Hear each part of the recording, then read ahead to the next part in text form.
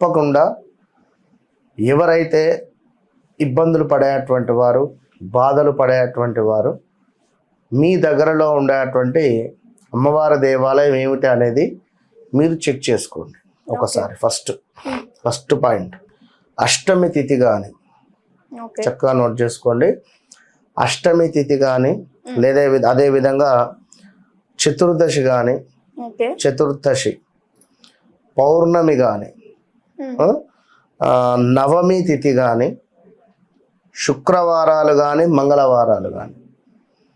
So మొత్తం మీద ఏమిటి, అష్టమి ఒకటి, మళ్ళీ చెప్తున్నాను, నవమి ఒకటి, అదేవిధంగా చతుర్దశి ఒకటి, శుక్రవారం ఒకటి, మంగళవారం ఒకటి, పౌర్ణమి ఒకటి, మొత్తం 6 చెప్పడం జరిగింది. ఈ 6 తిథులను 6 తిథులలో 4 తిథులు ఉన్నవి మనకు. శుక్ర మంగళవారాలు వచ్చేసి రోజులు ఉన్నవి. ఒకవేళ ఈ శుక్ర మంగళవారాలలో ఏమైనా నవమి కానీ లేదా అష్టమి కానీ లేదా చతుర్దశి కానీ ఇలాంటివి ఉన్నట్టయితే ఇంకా అదృష్టమే, పౌర్ణమి కలిసి వచ్చిన.